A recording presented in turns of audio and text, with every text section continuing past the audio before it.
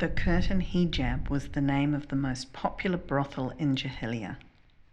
An enormous palazzo of date palms and bewildering mosaic patterns, permeated by labyrinth corridors which had been deliberately decorated to look alike, each of them bearing the same calligraphic invocations to love, each carpeted with identical rugs, each with a large stone urn positioned against a wall.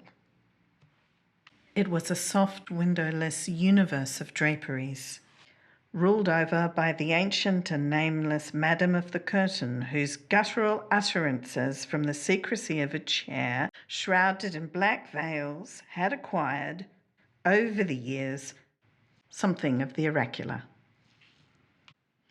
Neither her staff nor her clients were able to disobey that sibylline voice that was, in a way, the profane antithesis of Mahoun's sacred utterances in a larger, more easily penetrable tent not so very far away.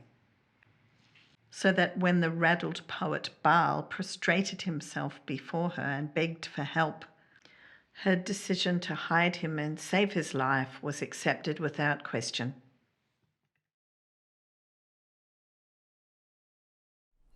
Baal's sojourn behind the curtain by no means deprived him of information about events outside.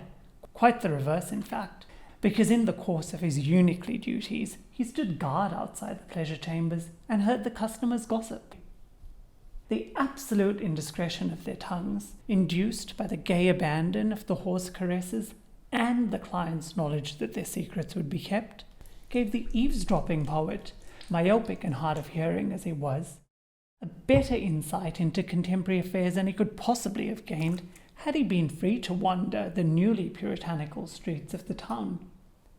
The deafness was a problem sometimes. It meant that there were gaps in his knowledge, because customers frequently lowered their voices and whispered.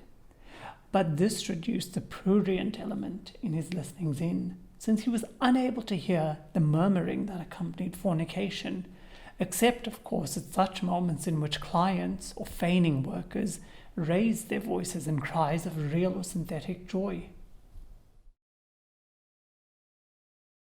Baal had begun to change. The news of the destruction of the great temple of Alat at Taif, which came to his ears punctuated by the grunts of the covert pig-sticker Ibrahim, had plunged him into a deep sadness. Because even in the high days of his young cynicism, his love for the goddess had been genuine, perhaps his only genuine emotion. And her fall revealed to him the hollowness of a life in which the only true love had been felt was for a lump of stone that couldn't fight back. When the first sharp edge of grief had been dulled, Baal became convinced that Alat's fall meant that his own end was not far away. He lost that strange sense of safety that life at the curtain had briefly inspired in him, but the returning knowledge of his impermanence, of certain discovery followed by equally certain death, did not, interestingly enough, make him afraid. After a lifetime of dedicated cowardice, he found, to his great surprise, that the effect of the approach of death did enable him to taste the sweetness of life. And he wondered at the paradox of having his eyes open to such a truth in that house of costly lies.